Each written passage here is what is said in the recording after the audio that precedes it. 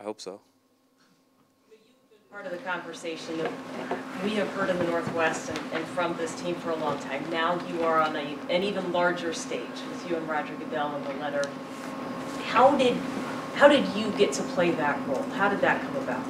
It was organic, honestly. You know, if you look at the players, we're utilizing the largest platform we have, and so now in a search for using the largest source of resources that we have, which is the NFL. You know, and the NFL has a government affairs office that does a lot of work, and so being able to utilize that resource and make changes that we want to see, obviously, as players and the causes that we care about so passionately about, I thought that was a step in the right direction of us unifying the NFL community and going in the right direction towards progress. Is there any fear or hesitation on your part? Initially, yeah, I did a lot of work internally, just thinking about the process, thinking about what was to come of it. But at the end of the day, my decision was, am I doing the right things for the right reasons? And I believe I am.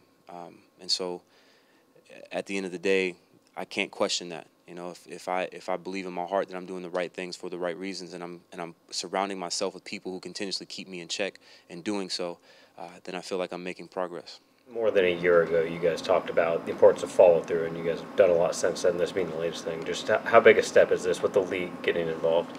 It's a huge step, but on a multitude of fronts. So first and foremost, obviously being able to bring the players together for a collective effort, and we have more that are coming down right now that we're working on or working towards. But then also unifying the NFL community. Obviously, it's been a divisive topic by nature, just because you have a lot of divisive rhetoric coming from different angles. But this opportunity has given us the ability to unify the NFL community. How did it come about that Roger Goodell got his name on? Was probably a lot of your work. Say that again, sorry. How did it come about the league wanted to make sure the commissioner co-signed the letter to you? Well, it was important that it wasn't just coming from myself. You know, I think again, the important aspect of it is us having a unified effort. We don't want to be divided anymore. We don't want to continue this divisive rhetoric. We don't want to engage with this divisive rhetoric.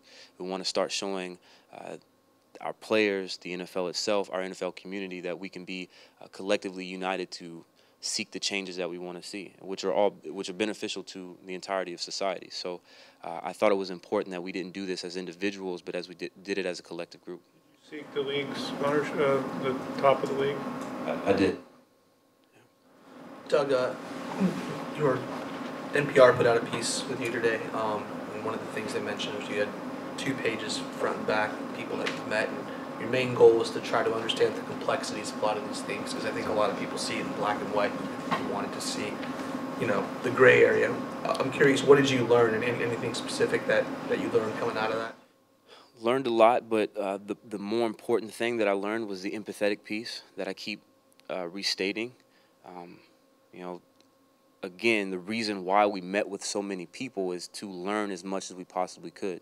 You know, there wasn't a time where we had the answers, that everybody had the answers. Obviously, we still don't, but there's a process of being empathetic, listening to other sides, other opinions, other viewpoints, and getting as much information as you can, so that not so that you can come up with an answer, but so that you can be empathetic to the problems that are out there and the complexity of the situation itself.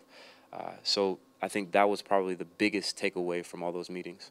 Was there one thing that prompted all this, or was it a collection of things? What do you mean? Prompted? You pursuing all this and taking as much action as you have? I think I said this last year around this time. You know, if I just felt compelled in my heart.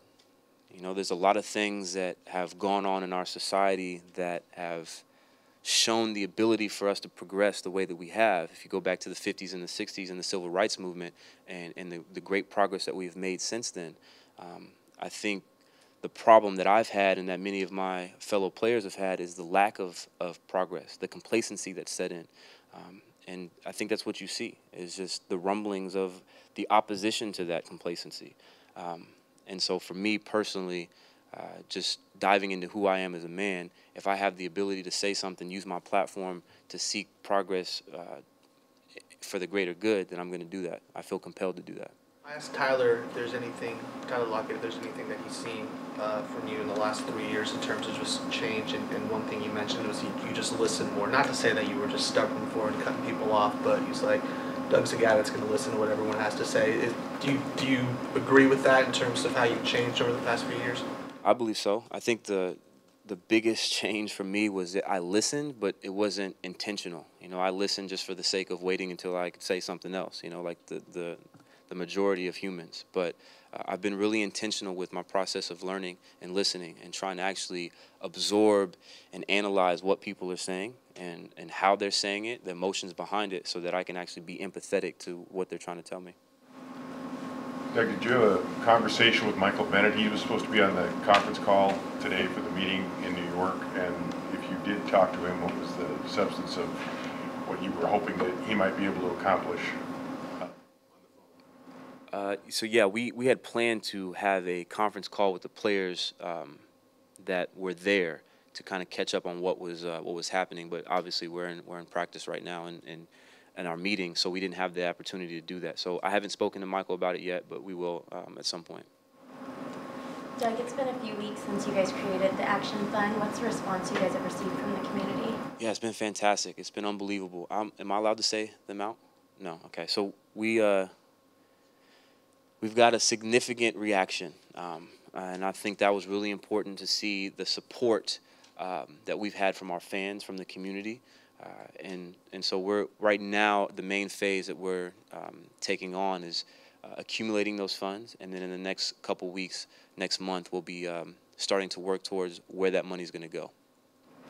Did Russell Okung reach out to any of you guys regarding the communication between the players? You mentioned the unified. He did. He's part of the team of players that are working on this right now. I don't mean to detract from all the wonderful things you're saying, but looking at football, what have you seen from Paul Richardson just this year as he's growing as a player? Paul Richardson, honestly, not much different. You know, when he came in, he was weirdly mature for his age. I don't know if that's weird, but just, you know, he came in as a different rookie, very mature, very thoughtful. I think. You know, for him, it was just a series of unfortunate injuries that he had to deal with, and now he's able to demonstrate his full ability as a wide receiver in our offense, and so I think that's more so what's changed, is that his opportunities are there because he hasn't had to deal with the serious injuries. Doug, as someone who tries to see both sides of the story, Colin Kaepernick, I think few people would doubt that he's been blackballed, and obviously his political stances have off-put a lot of owners. At the same time, I bet there's some owners who might not have as much of a problem with him, but see it as a business decision. If we take this guy on, we're going to lose fans. What do you make of all that?